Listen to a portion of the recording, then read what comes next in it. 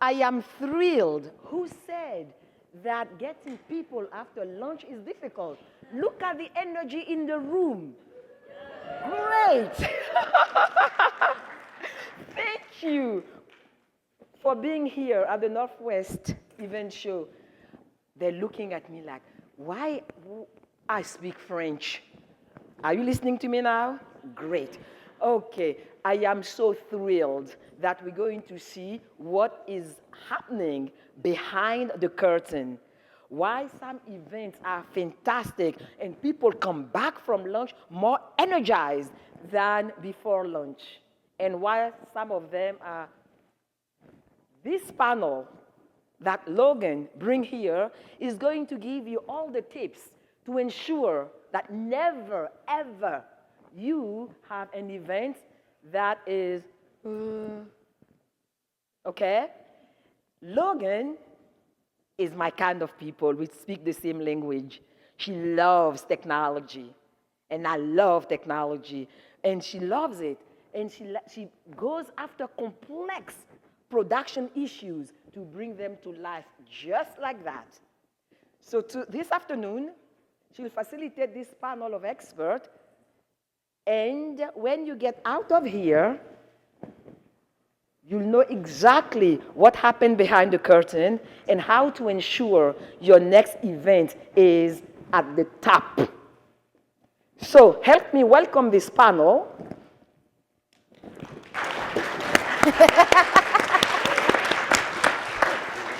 And of course, I didn't say what I'm supposed to say. I'm supposed to say thank you to the sponsors, and especially the one who are ensuring that we have an AV in this room and that you can hear me clearly. Audio Engineers Northwest, R90, Tenacious Ventures. Can we give them a big thank you? Thank you very much. And now, without further ado, here is Logan. Thank you. I will take that. We click even more. Perfect. All right. Well, welcome everybody. We are going to be taking you behind the curtain in these next 40-ish minutes. We're hoping to save a little bit of time for Q&A at the very end. But I do also have a nice list of prepared questions that I really want to get to. But our goal of this conversation is that you're going to walk away with a tip or a trick that you can apply to your next program. So we're really kind of trying to anchor ourselves in actionable steps, and you'll kind of notice that in our conversation here. So I have the honor of getting to introduce my lovely panelists, nice and quick, so we can jump right in. So I have Tony Gavilanis. Yes, is the founder of TEP, Tech Event Pro, and he is addicted to creating experiences. I'm also joined by the fabulous Jackie Baker, the CEO of Spark Events, a full-service one-stop shop for your meetings and conferences. And last but certainly not least, Alex Mendonca, an expert hotel and events negotiator at the Prestige Global Meeting Source. And I'm Logan. I'm a show caller, producer, and co-host of the Better Events podcast, which is a podcast for event pros. So I'm going to ask you to look in the Northwest Event Show app if you want to learn more about any of us, connect with us, all that lovely stuff. We also have a closing slide that will have some stuff you can scan if you want to stay in contact. And so when we talk about event planning and production, we're covering a broad scope of planning of an event. You'll notice our panelists here have kind of different level areas of expertise in the event process. There is some overlap. A couple of us touch familiar parts of an event. But let's jump right in. I want to talk about a time when something went wrong at your event, or with an event client and what you would do differently now. The groans in the audience, I know. Has anyone ever had a perfect event? Oh, I was gonna say, I have to believe it happens at least once, but like, that's beautiful. Tony, I'm gonna start with you. Can you share what happened at a hybrid event where the venue's load-in timing kind of derailed things? Yes, Logan. This is a very, very sad story, and it's a scenario where I should have seen the red flag of this is a very unique venue, and they maybe don't speak the same languages. They don't necessarily have the same attention to the detail of the spreadsheets that I may have sent over for my production schedules. And it was a winery. We were setting up a hybrid studio in the back for a production that was happening that evening. When I arrived at 8 a.m., they said, "Oh, you don't have access until 4 p.m. The program was at 6 p.m. You can imagine what happened. What we do, I think, is a tactical tip and trick, is we set our crew calls. We not only put them on a spreadsheet, but we put them into Google Calendar, because it's like, hey, your crew call for freelancers is right here on your phone. I started doing that for our venues as well. I started putting like, hey, we're planning to be at your place there. Yeah. Yes. All right, my next one is for Alex here. You mentioned one of your clients had low attendance as they were getting ready for their event. How did you help them handle that challenge? Well, I think these lights are really bright, by the way. I think that's where a relationship is really important, especially with the property, because when you have all your conversations via email, it's a lot easier for them to tell you no. So working with the property, letting them know in advance. I think as a planner, it's important to know as soon as possible if things start going south attendance-wise, because then the hotel has time to pivot. But working with the hotel to say, if we give you these rooms back, are you going to be able to sell them? Because they're losing money if that doesn't happen. And in the lead up versus holding that on till the last minute when you know for sure you can't. At the cutoff date or 3 days before is too late. Yeah. And Jackie, can you tell us about a time where an event had a big marketing promotion that led to a bunch of unexpected walk-ins and how that impacted your event? Well, this is a little bit more traumatic, so if I start crying, this is why. So I actually had a buyout situation for the company I worked for at the time, and we had every single room in the hotel. And for those of you who've done buyouts or done rooming lists, you know how you like, oh my God, and then moving, canceling, can I room with them, all the things. So I literally been working on this rooming list for months. Everyone had a room. No one didn't have a room. And then as we're greeting people, I'm looking at, and it was it's like for the employee and a +1 appreciation weekend. So I'm looking at the people checking in, and they had kids and did not look like our demographic. And I was like, oh my God, what are they doing? So I go to the front desk. Their marketing department of this hotel decided to run a locals web promotion for the weekend and sold rooms. So we literally had to go like, okay, can you be in the same room as your buddy? My room ended up having 5 people. I have 4 event planners and my husband. That's 6 people. And was a suite at least, but like cots, couches, and all that. So we were moving everyone like, I think we're good, stop the promotion. And then they just kept coming. We had to find a hotel to walk them to, drive them to. It's really, really frustrating because the departments at that particular property, the salespeople were not talking to the marketing team who were running promotions at all the ones in their chain. And so they didn't know that there were no rooms. So even the next day, to make it even worse, we had a buyout of the pool. We're doing a pool party. A family brought their kids. I chickened out and had the lifeguard say, you have to leave. Oh, can you imagine? You're like a crying kid and like all the things. So anyway, that was that. Added to the toolkit of questions to ask if you're running a local promotion during my event. Ooh. Kind of shifting gears, hopefully humanized a little bit, that we all have had things that have gone wrong in events, and we're still here and still standing in the event industry. But talking a bit about what's changed when it comes to events. So Alex, I want to start with you from a sourcing and contracting perspective. What's changed most in the past couple years of what clients are asking for? With what clients are asking for? I think it depends on the client. Yeah. Some clients, it depends whether the attendees are paying for their own rooms or if they're paying for all the rooms. I think more than anything, it's important for a client to know the value of their own business, because I used to work in Vegas, and we did not want weekend business in Las Vegas. And someone would call us or send us a lead, and they'd say, it's this great opportunity, it's 1,000 rooms for 2 nights, and it's Friday and Saturday, and we're like, we don't want your business, because we can fill, and knowing that and knowing where the need is, I think, is really important. So doing your research. Yeah. And just show of hands here with everyone, who feels like we're getting asked to do things faster and faster, like timelines are shorter, but expectations have stayed the same?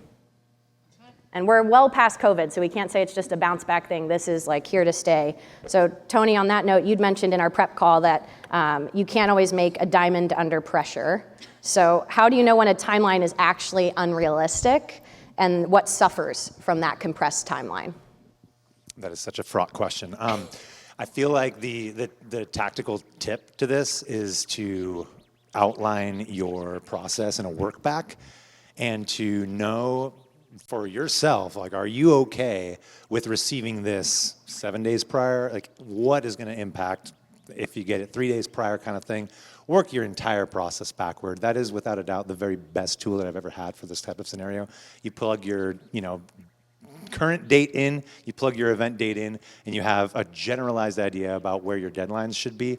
Second to that is just holiness, and keeping that holy, and saying deadlines are going to make us better, and if it hurts, it's for a good reason. Yeah, I know I'm getting asked to do things that I think used to be a 6-month contract, now is 6 weeks, and I don't think it'll ever go back to 6 months. But there are some problems that you can't solve a week before the event, whether it's, sometimes it's permitting, or I think about our AV setups. There's certain setups, it's like we can't put it on a truck. There is a deadline to when things could get on a truck to get to your event, your destination, unless you can find someone local, so. Totally, and not to keep going, but this idea of you mentioned permitting, right? There's a program, we're still in a design phase 3 weeks out from the event, and we're still putting together the floor plans of said event, and I know fire departments, they don't permit events usually less than 30 days sometimes. And so, we're dealing with 1,000 people and is it gonna happen? Right, deadlines are holy. Yes. There's a reason behind them. I do think there's a lot of stuff that's changed in the event space, but there's also a lot that hasn't. And Jackie, I'd love for you to speak to what's a fundamental principle of great events that has not changed, no matter how much our industry is evolving? I think we've heard a lot about that today in some other sessions about the importance of having the experience be the top thing, right? Being strategic, advising our clients, being those folks that are asking the questions of the other departments and understanding so what are your goals, sales team, for your kickoff? What do you want to have happen? Because again, we can make a room really pretty, we can make it look very businesslike, we can have the snazziest LED wall, but at the end of the day, if you're not meeting your goal and people aren't walking out of there with what you want them to experience, you want the sales team pumped up, let's pump them up. You want people to be inspired, let's do that. You want the fear of God in them, we can do that too, but you got to know what you really need so that when they walk out, they know how they feel and what they can then take action on. So I don't think that's changed at all. Yeah, and the human piece too. Yeah. I know there's been a number of AI sessions happening, and I think, again, it's a great tool to add to our toolkit, but as show caller and producer doing run of shows, AI cannot build a good run of show. It can build you something, but you're not going to be able to call a show off of it. And so that is something that I know AI is not necessarily going to replace what I'm doing, but it hopefully will take away the stuff that I don't like doing. Can I add on to that? I think also, as AI, we all use it. I use it all the time. It saves me so much time. And I love AI, but it's not going to replace an in-person event. It's not going to replace experience. I had a client, and I love him, but he's just started, and I've been working with him for years, but he just started fact-checking me with AI. And he's like, you know what, Jackie? I took what you said, and I ran it through ChatGPT. And you're right. And I'm like, I know. But thanks. So, we really need the human touch. Yes, it's a tool, but it should not replace experience. I hope if it does, we won't have jobs. So yeah. And honestly, if it does, then we'll go find something else to do. Yeah. That would be, AI can stress about events, I guess, instead. Yeah. So going back to kind of how events go wrong, one of my favorite things is to learn from others, because unfortunately I feel like in the event industry, there's not a school you can go to and come out with a degree that teaches you everything you need to know about what it's like to do a live event. And so unfortunately, it's either two options. You learn it yourself, and you might have to learn it a couple times, is how I find sometimes, or you learn from somebody else. So we're going to kind of share some things about, again, how things go wrong with the goal, that maybe there's a nugget in there that you will apply to your next event, or maybe a little reminder of ooh, I didn't check that. We should all have fire permits, hopefully, for any event you're planning. First one going to be for Alex. You deal with a lot of contracts. Yes. So I'd love to know if you have any nuggets of what you've learned from something going wrong with either at a venue or with a contract that you were working on. I would say in the contracting stage, I've seen a lot of stuff recently that has been very surprising.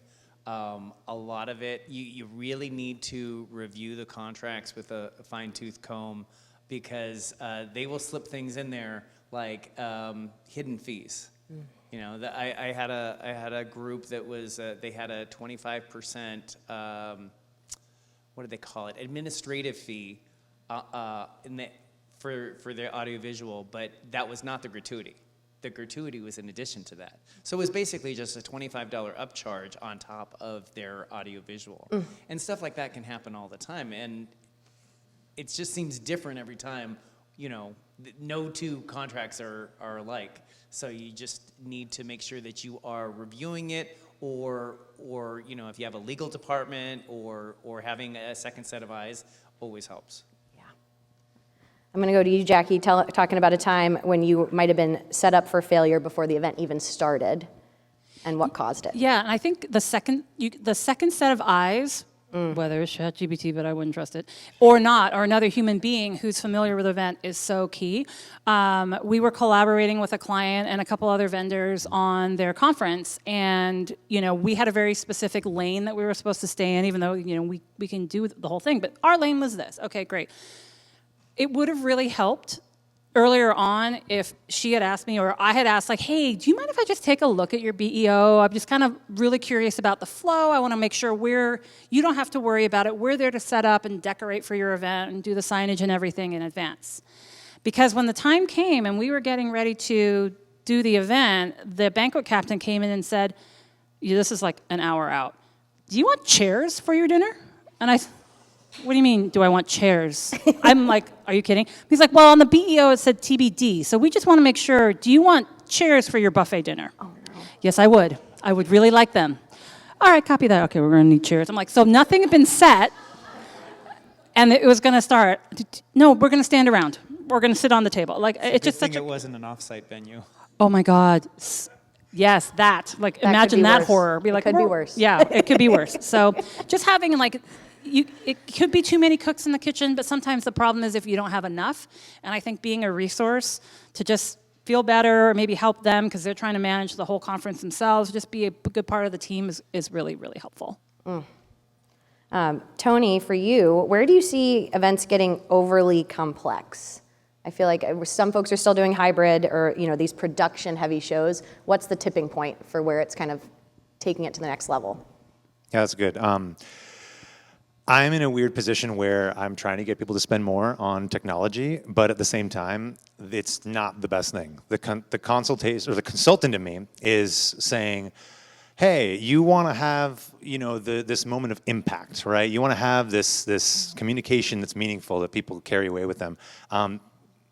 Like, it's not going to land with brighter lights. It's not going to land with a little bit of a different, cool video. It's going to land with a through line. And I say to people all the time, if you don't have an MC or a host for your project, I mean, especially when you tap onto like that hybrid thing, you can't just turn on hybrid, engage zero with an audience and expect them to engage with you. Like, it's a symbiosis. And like, y'all are looking at me. I'm looking at you right now. If I was just answering you, they'd be done. Yeah. You know what I mean? So like, I feel like that the essential parts of the events are so still there. They're still the most important things, and you can do all you want to do to make things more complex, but if you don't stick the landing on the very foundations, it doesn't matter what you're spending on top of it.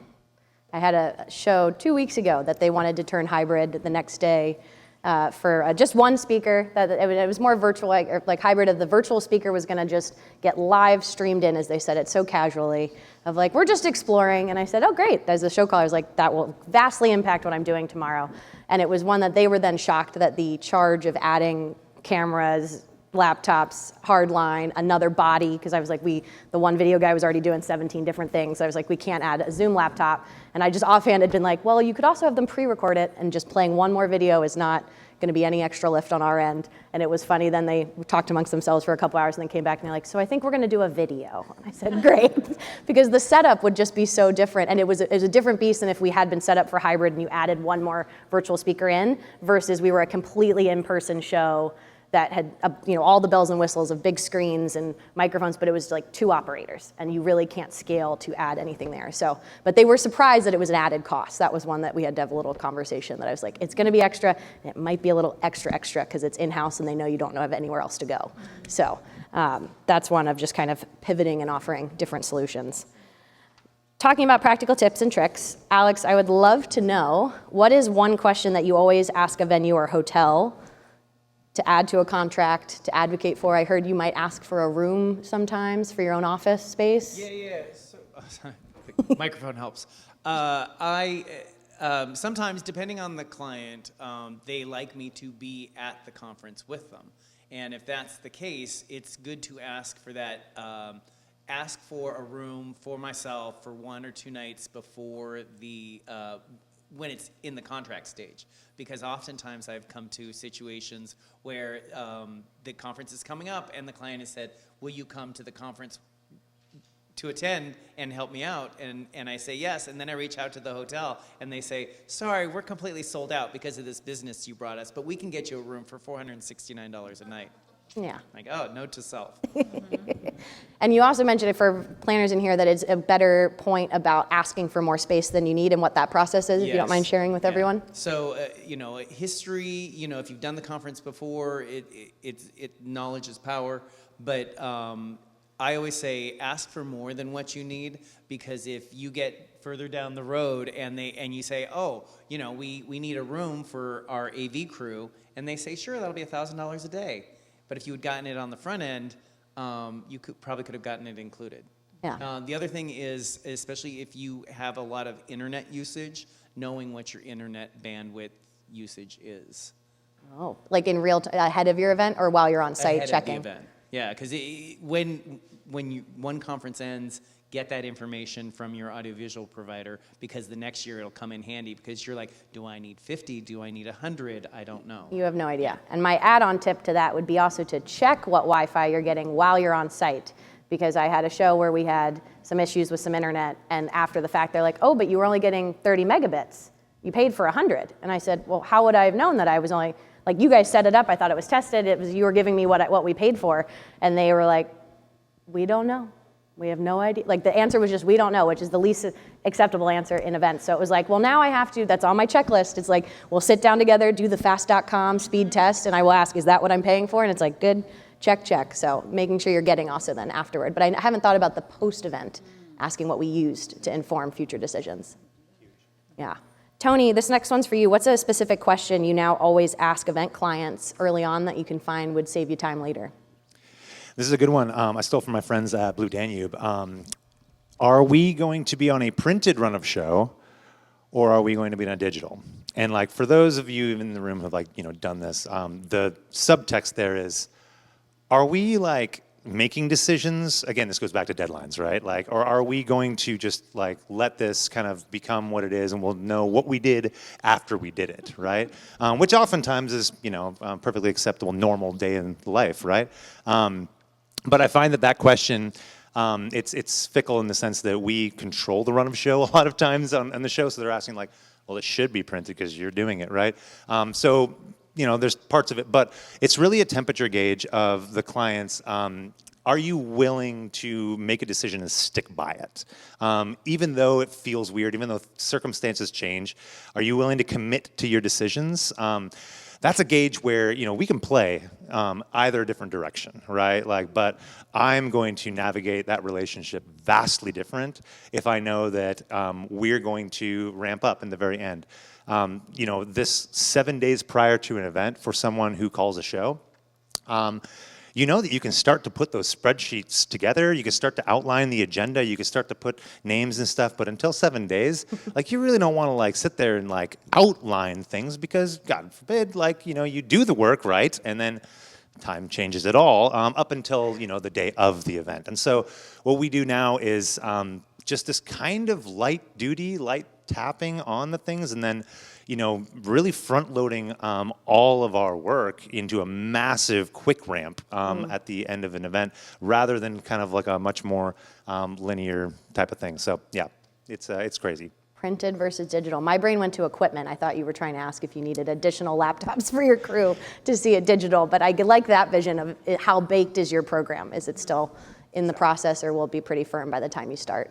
Yep. Jackie, you mentioned that event clients have tried to do it yourself, DIY some things to save money.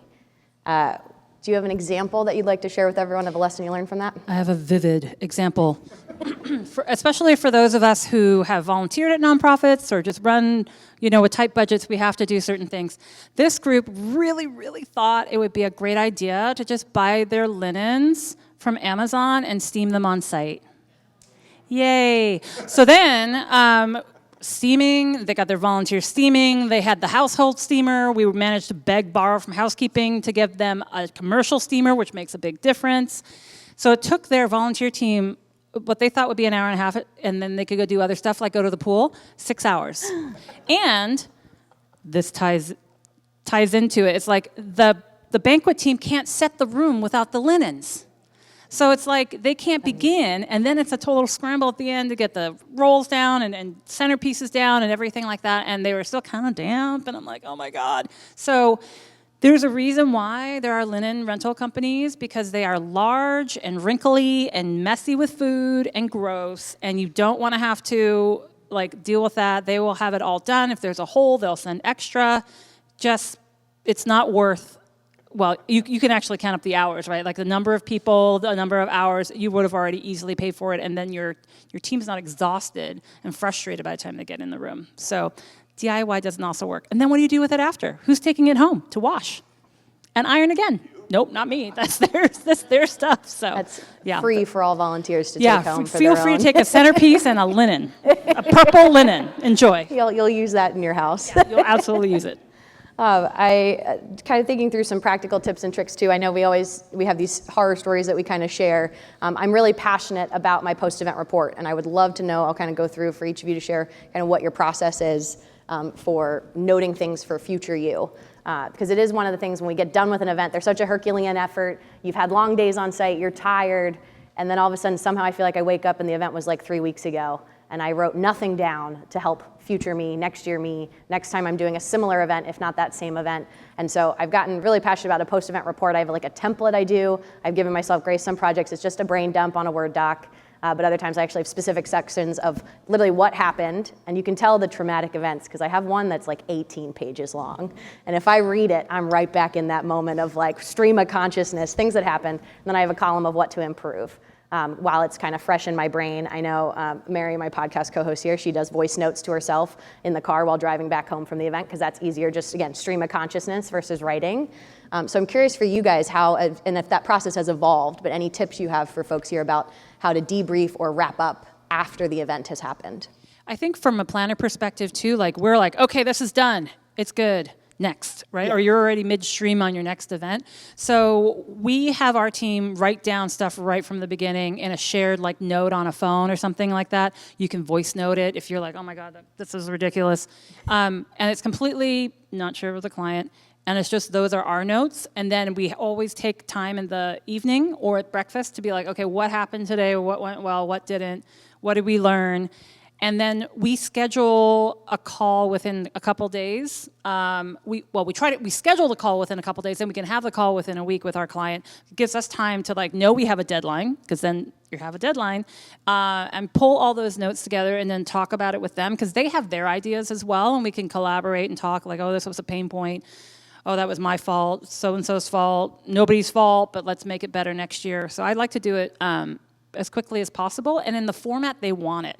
Now, I love a Logan post-event report, because having been on the receiving end on it, it's wonderful. I'm not that person. So if they want it in bullet points, or we just want to have a conversation, then we recap it with your Fathom note taker based on all the things we talked about. Then we can store it away with all those clips now. Talking about leveraging AI for next year as we begin signing the next contract and the planning process for the following year's event. Tony, do you have anything you'd add to that for a post-event process? Oh yeah, there's a CBI tab on all of my run of shows and all the production schedules. It's the Could Be Improved tab, and everyone is encouraged on the team to drop your own notes in there. And so talk about formatting, simple, straightforward, but this idea of who is a responsible party, what is the issue, like what is the suggested solution, vent frustration in this column kind of thing, right? And then opening that up to everyone. I think this idea of having like an internal recap meeting immediately, mandatory for you and your internal team, possibly even every night if you can, make it happen.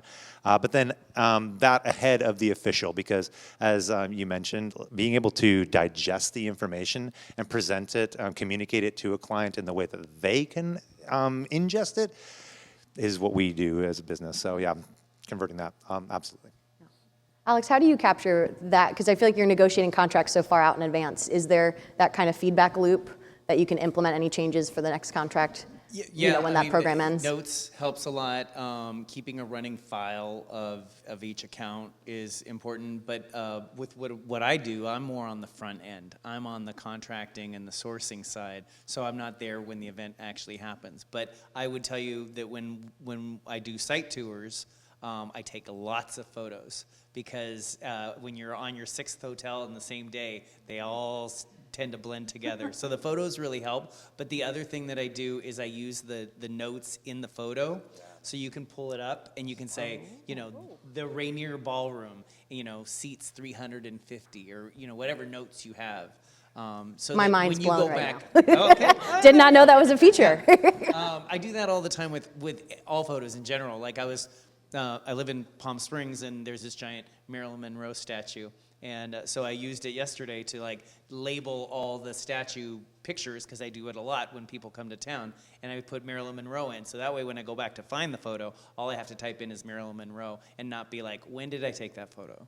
So notes. Yeah. Notes and photos. Notes and photos, yes. And especially if you can remember what hotel you saw when so that when you book it, you're not forgetting that was the one with the really tough loading dock and you blocked that part out of your mind when you're doing your site visit. I want to save a couple minutes here for questions, but I wanted to kind of go through one question for each of you. If someone here is feeling pressure around their event right now, what is one thing that you would tell them to focus on?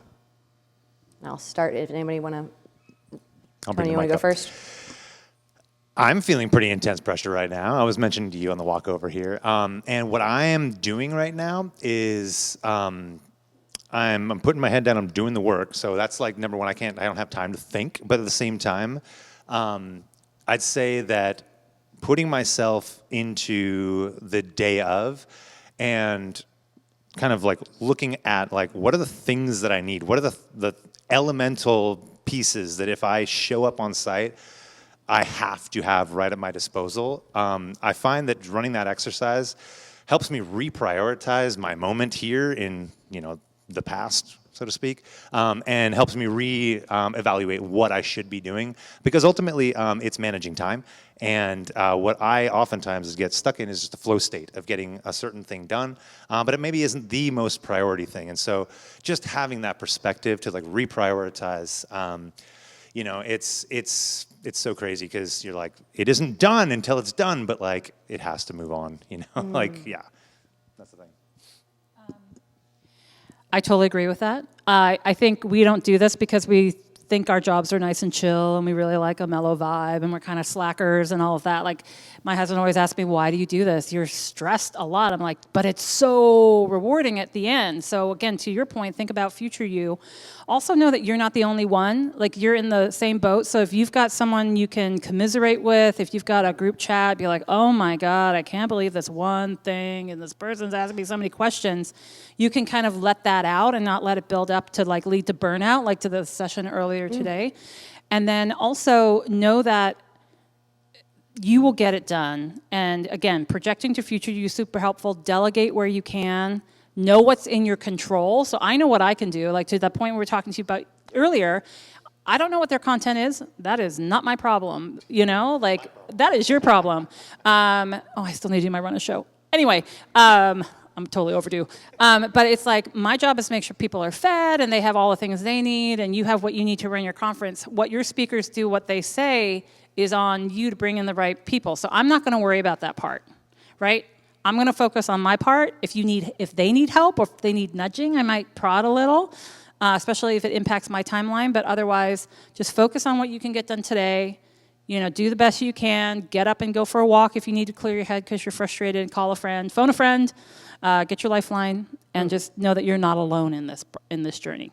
And focus on one small thing that you can cross off your list, because I think that's really important to know that you've accomplished something rather than this overwhelming, I've got 3 million things to do today.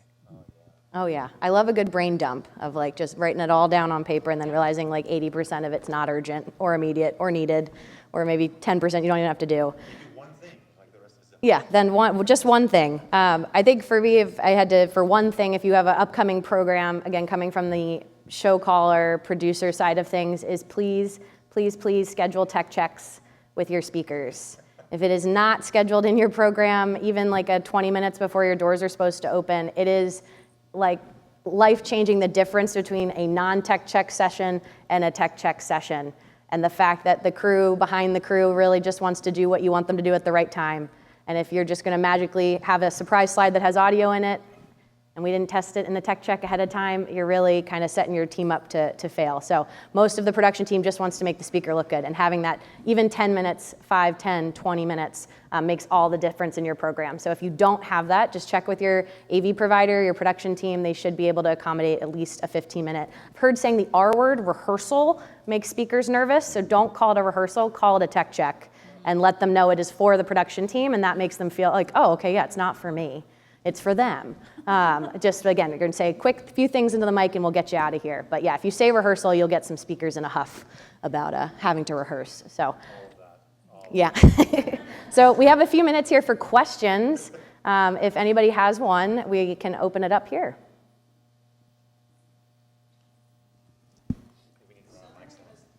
I can run. Yes. Do the walk. With so many of us that have one event, but we have people around the world that need to hear this event and even want to ask questions into the event. Tell me how the new things are going on about this these days. We got one mic up there for you to share. Ooh, hybrid falls into my lap. So yes, this is where I'd say you want localized and virtualized people that are going to be taking responsibility for that engagement. So we, for instance, there's a specific company that we were working with that had activations in like 13 countries in like very type of thing. They're presenting from one place. They have these activations for everywhere from 35 to 250 people. And so to accomplish that in a really engaging way, like you can't just put up a live stream and bring people in and have a countdown happen and like, oh, the room is ready. These rooms, not only do they need a practical curator like one of these fine people to say like, is this space, does it work for this concept? Check, makes it through the Alex check. Is this going to actually function? Are we gonna have to do our own linens? Makes it through the Jackie check, right? And then for me, it's like, all right, the program itself, like, are these attendees gonna walk in? Are they just gonna be waiting for a screen to turn on or are they going to be curated? Is there going to be an experience? I'd say you have those kinds of people in each one of those locations. And then it's just communication across that. Because if you have no one to communicate to, you can expect that it's just not going to be handled. Yeah. Thank you. Any other questions?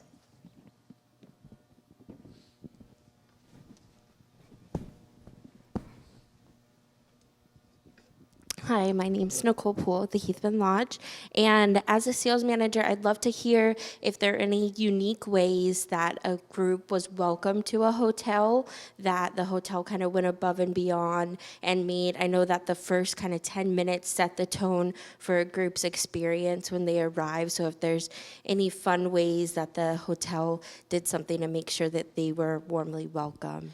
I'm going to jump on this one real quick from a personal experience. I went on a site visit for a hot property, pardon me, and in my guest room, they had my company logo vinyled above my bed with like a snack. Yes. Wow.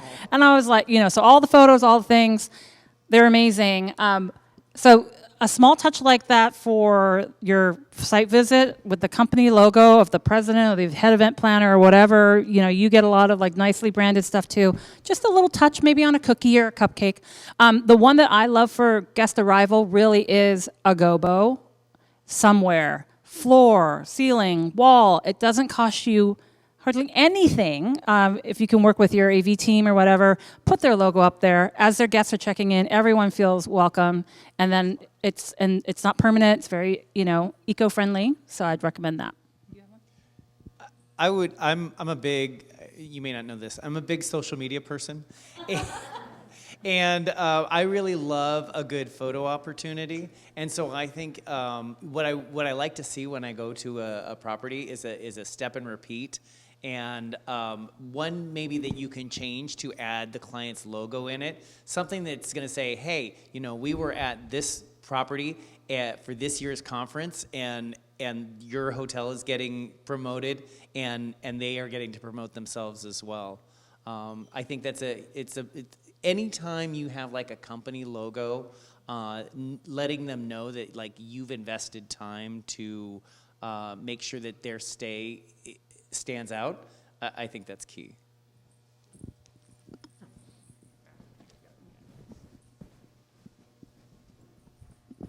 Hello? We got this mic's on. Okay. Is it okay if I also respond to that question real quick? Yeah. I was just going to add, based on what Jackie had said, I'm vegan, and I also don't really drink alcohol. So when a hotel property has either asked me or my version of Alex what my needs are, it's nice, because I hate when I get to the room and it's like all macaroons, and I'm like, I hate wasting stuff, so then I'm like trying to find someone to give it to, whatever. And the other, based on what Alex was saying, is so my events are really small.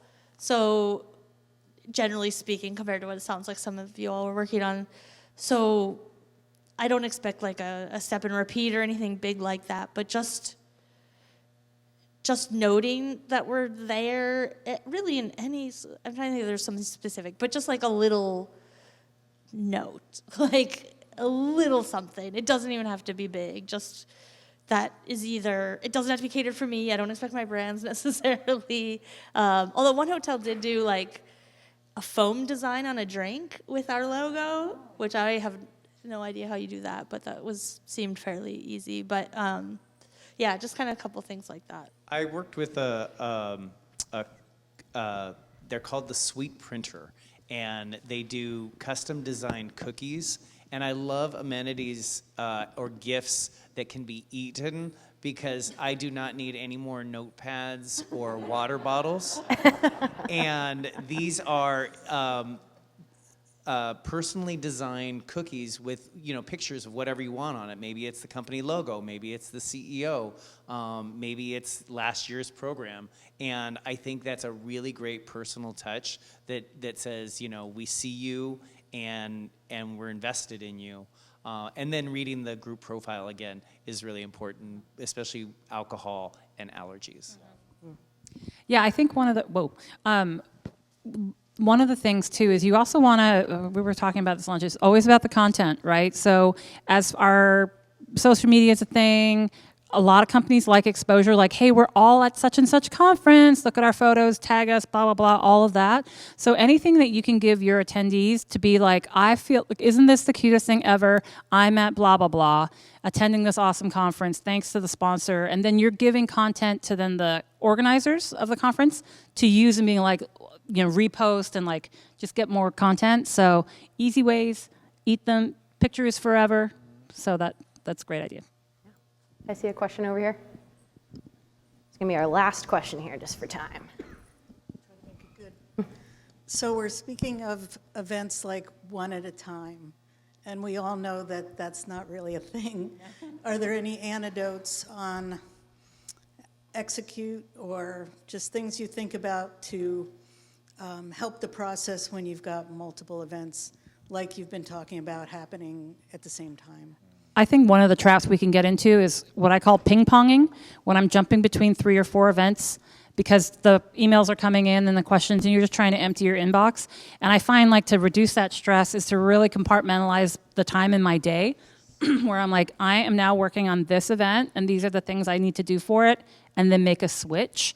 I even do that with our team meetings. Like, they will want to jump in between a couple. I'm like, no. We're going to stay right on this. And when we're done with that, then we'll get on to the next one, because then it gets a bit dizzying. So I really like to compartmentalize my time, if I can.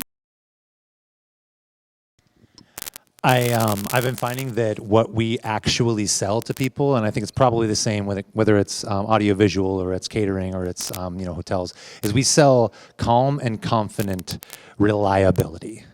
That's all that we're selling to people. Like, they rely on you, like you're the calm, confident person in the room. Awesome. Anything that's going to challenge that, like a system that is like making you frazzled. Like, I've time blocked not only like certain sections of my day, but whole days on project, because I just need to be like, no, like I need to have singularity of focus. So all that, yeah. Anything? Yeah, I often have to juggle projects, and I will say I think it's a continuous learning process. I aspire to time block, but a lot of times I have clients that I'm not able to really dictate when calls are or when certain things are happening, and so I have to switch a lot. And the one thing that has kept me saying, I'm a paper person, I have paper notebooks, and I used to keep one notebook with all my notes for everything, and I felt myself like really trying to find the last time we talked. I now have individual notebooks for each project. And then I can quickly go through and be like, oh, we're talking now, here's my notes from the last caller on this page. And I bought, there's like on Etsy, a little like leather outside that's got just inserts, and I can pull the little notebooks out and put fresh ones in. And then those are my archives of like a past project if I go back and can look at what we did last year. And that just helps keep me paper organized. I know there's digital versions of this, but yeah, I think it's unfortunately the push-pull, especially if you're getting asked to take on more and constantly being asked to do more of how do you manage all the different events. But yeah, I want to thank everybody. We have a contact slide. If you want to scan, you can connect with everybody on LinkedIn. I want to thank Tony, Jackie, and Alex for their time today. Thank you all. Thank you. Thank you very much, Logan, and this panel. Woof! At the end of this conference, I'm going to be an expert. So when the pressure for deadlines when the pressure are on because the deadlines are tight, do you know what to do? Outline your process, own your process, test your process.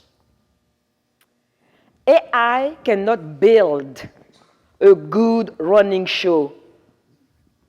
Conferences needs you. Let me repeat it again. AI, Cloud, Perplexity, you name them, they cannot build a good running show. We need the human. And the human, it's you. Review your contract carefully, because sometimes they sneak a few things in there that are not very pleasant. DIY.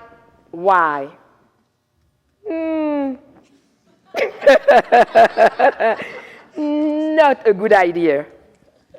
So with that, I hope you learn as much as I did. And I want to thank again Logan and this panel. Please help me thank them.